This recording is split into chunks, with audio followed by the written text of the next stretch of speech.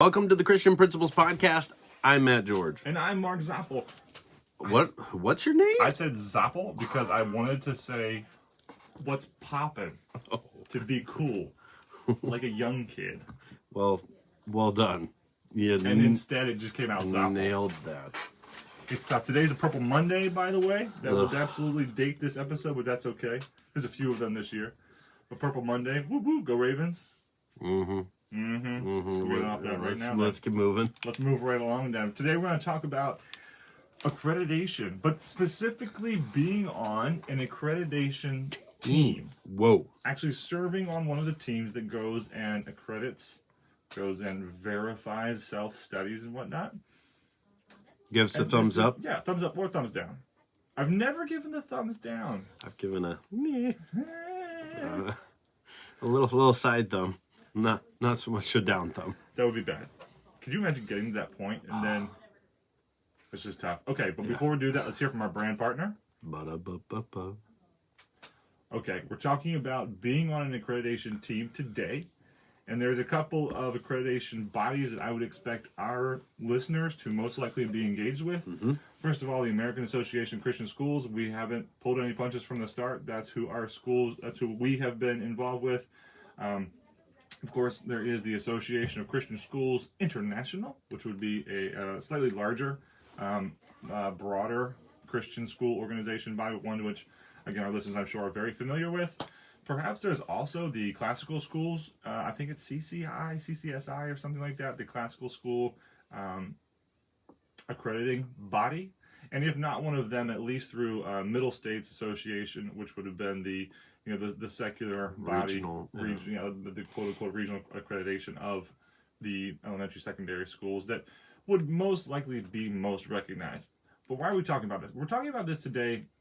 You have a reason. I'm sure you'll share your reason. I'm going to start with the reason of it has long been something that our schools have considered taking, considered not taking, considered jumping into, considered not jumping into. But why would a church school want or not want an accreditation status? And historically, it came down to wanting to take on the, being willing to take on the, if it was seen as shackles or if it was seen as some kind of a weight or some sort of yoke or some sort of leash from an organization they did not want to be a part of that could have hindered them from taking it.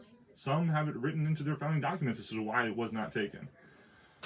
However, at this point, for example, again, why I would have been interested in it, I served in the greater Wicomico and Worcester County areas of Christian schooling in Salisbury, in Maryland anyway. And so it was incumbent upon me to make sure I knew what the county was dealing with and was doing. In Wicomico County specifically, in the code, schools are allowed to test students who leave non-accredited schools. Public schools are allowed to test students who leave non-accredited private schools on their intake. And so I actually just had, even this year, this summer, just an incredibly obnoxious situation that I had never seen. And I went back to administrators who were previous to me, and they had never seen an intake, a guidance counselor in the intake process pursue a student in this way. And basically a student who is a high achieving junior was made to take high stakes. I mean, the highest of stakes. Yeah. Not even in college would we see this sort of thing, but the student was made to take, there's hairs on this puff cover, whatever we call it. But they were made to take these high stakes tests for credit. If they did not pass these tests, so for example, let's say they took an Algebra 1 test, which, they should have a knowledge of Algebra 1, or they had another kind of test they took for, be it Brit Lit, I'm not sure what it was, but they had to recall from 2 years ago, perhaps, when they were freshmen, what that level of content was. If they weren't successful on that test, they were not going to receive credit for what they had earned, simply because the school was not accredited. So, again, there's reasons for this conversation for accreditation in general, but that's where we're coming from, and that's why there's one of the reasons why we pursue, why I was thinking about, but that's something that's why accreditation would be meaningful to me, because here in our local community, it's meaningful for our school and our student bodies. So there's one, anyway. Yeah, I think it is also a product of the times because, had we had this conversation 20 years ago, I don't think we'd have this 2000, like conversation. 1980, 1990, sure, like in the 30, 40 years ago. Yeah, absolutely. Well, yeah. So it's We interesting would have been because, around for that conversation. well, right. I mean, 20 years ago, I'm graduating from high school. So, that's where we're in the 2000s, by the way, Yeah. 20 years ago. This is tough. But, The world is still in 1999. I just haven't moved on. yeah, you're getting old. Let's just face it, all right? But I can remember the discussions of higher ed, the college accreditations being an issue. And, when it comes to your degree meaning something, that's where, I always tied accreditation. And even as a college recruiter, having to explain accreditation over and over again on the higher ed level. Again, even as a future educator, it never crossed my mind that it would be a high school issue. Yeah.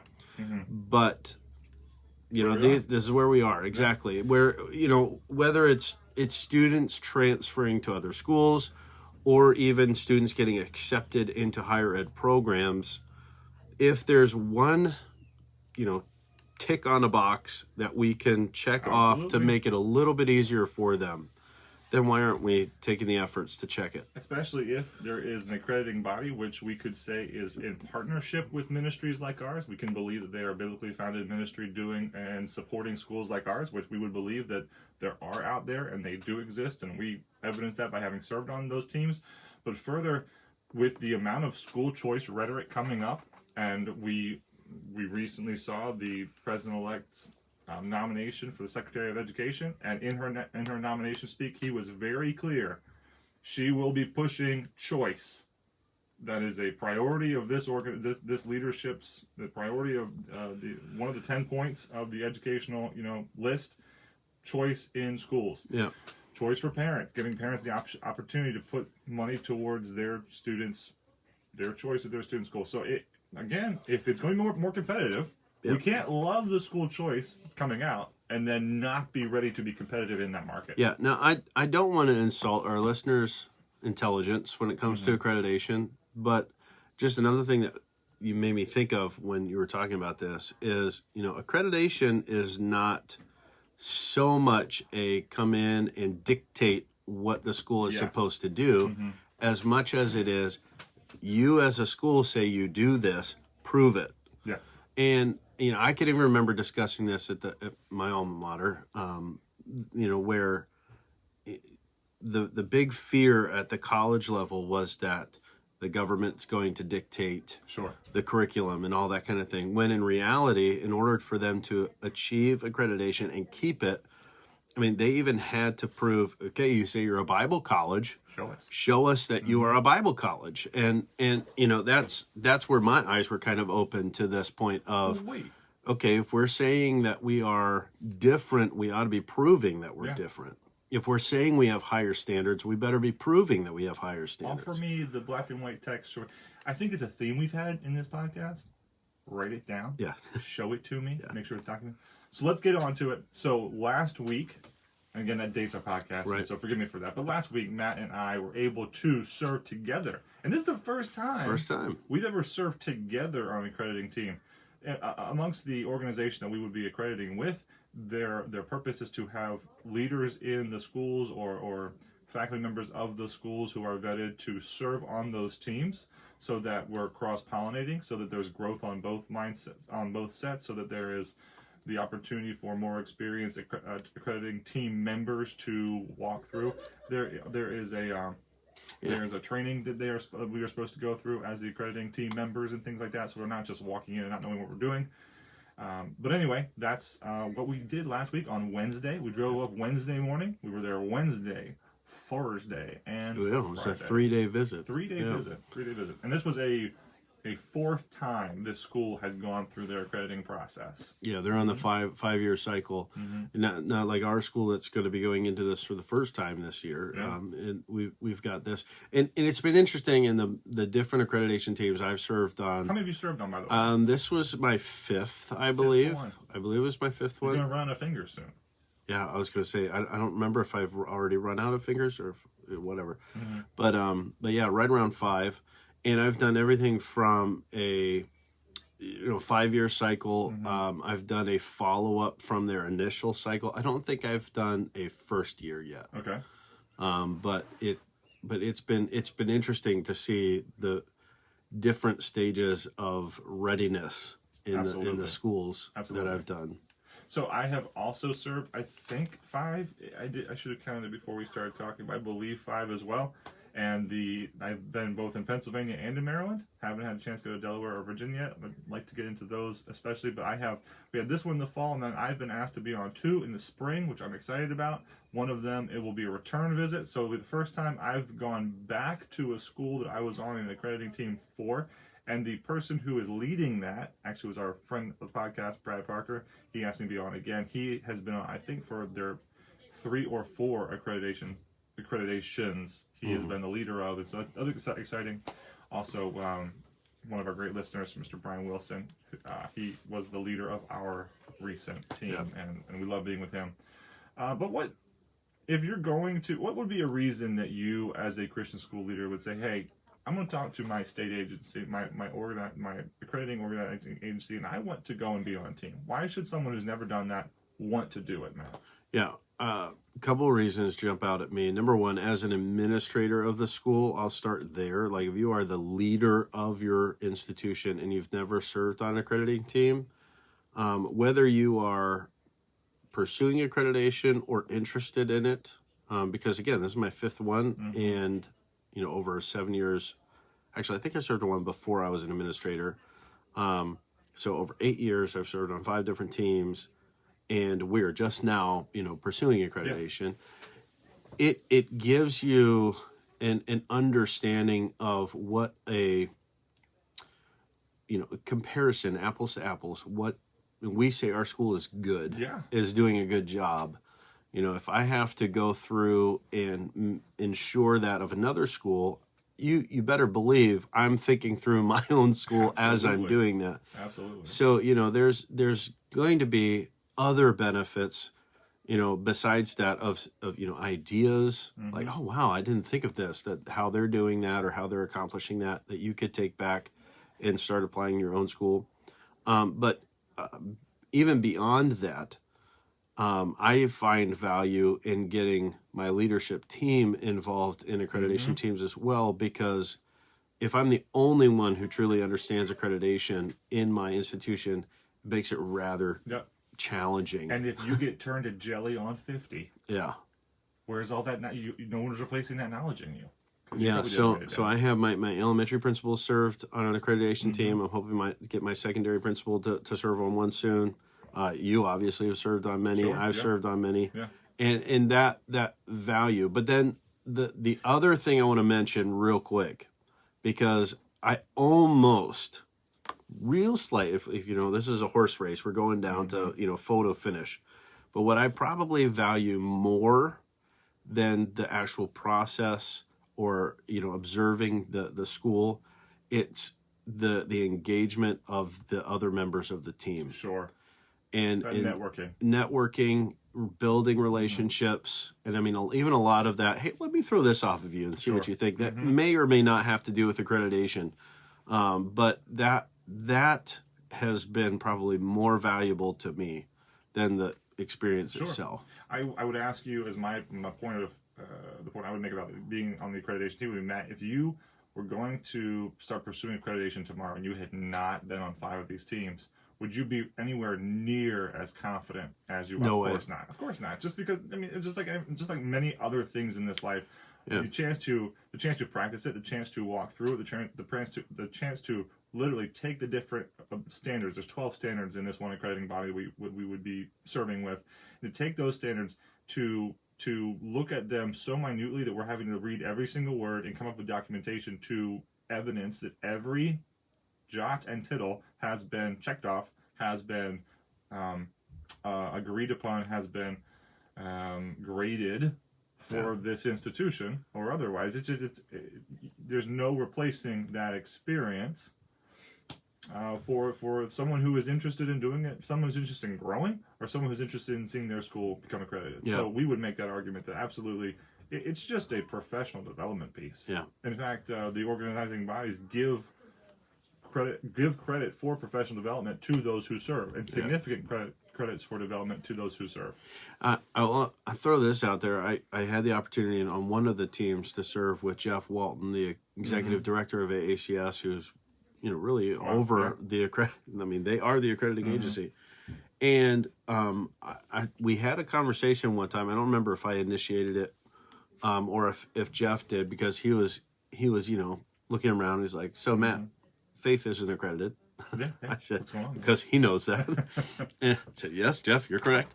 He's like, "What would you say is the reason you're not applying for it yet?" Which this was several years ago. So I said, honestly, I just at that time had just hired over 8 faculty in our less than 20 faculty. So it's a massive turnover. Yeah. And I'm like, how can I throw that on a brand new faculty that doesn't know our school? And he goes, that's an interesting point. And I could throw in there, he was asking about, are they degreed, are they qualified teachers, all that kind of thing. And of course, it's a mixture.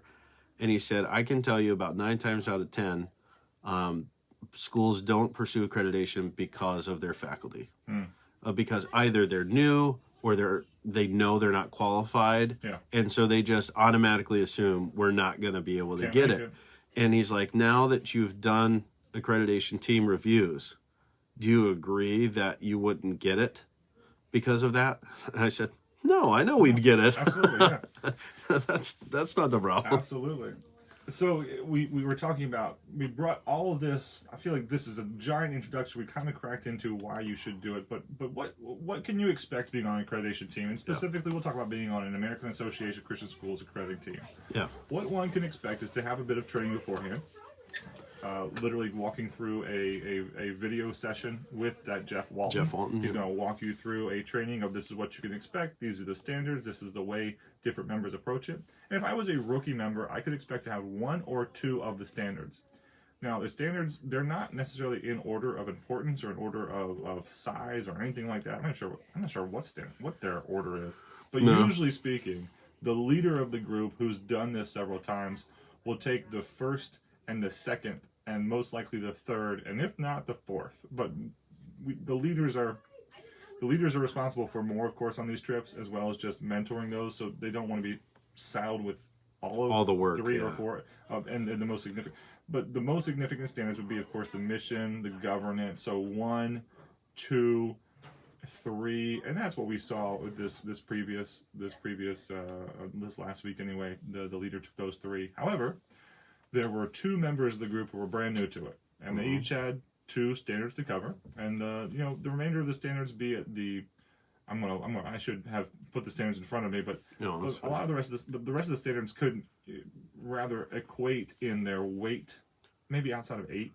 Yeah, 8 and 6, 8 and 6 are big ones. Which it's the educational program that's 8, and then I forget what 6 is. 6 is health and safety. No, that's 7.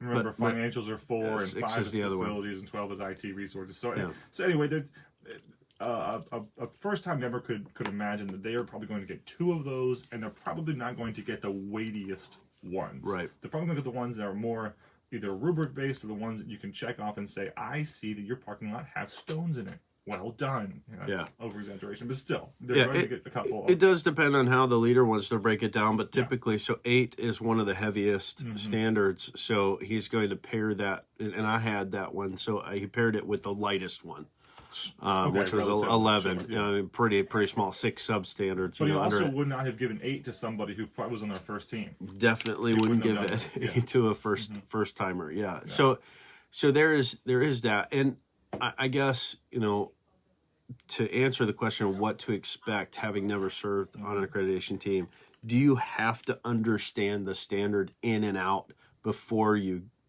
go? You don't really have to, because what you're going to get in along with the standard itself, you're going to get a self-study that the school has done. Yeah. They're going to evaluate themselves, and you're going to look at their evaluation, and you learn a lot just by reading from them Absolutely. what it is how they think they rank with those substandards. To that point, one of the biggest takeaways this time, my fifth time again, it's sad to think of such a basic thing for me this time, but I walked away saying it's making more sense to me now that I'm trying to go and take their self-study, as the numerator, subtract the denominator, which is the standard written from AACS as it is, and find the difference. Or another way of saying it, I'm just trying to poke holes in their self-study. Sure. Can I prod when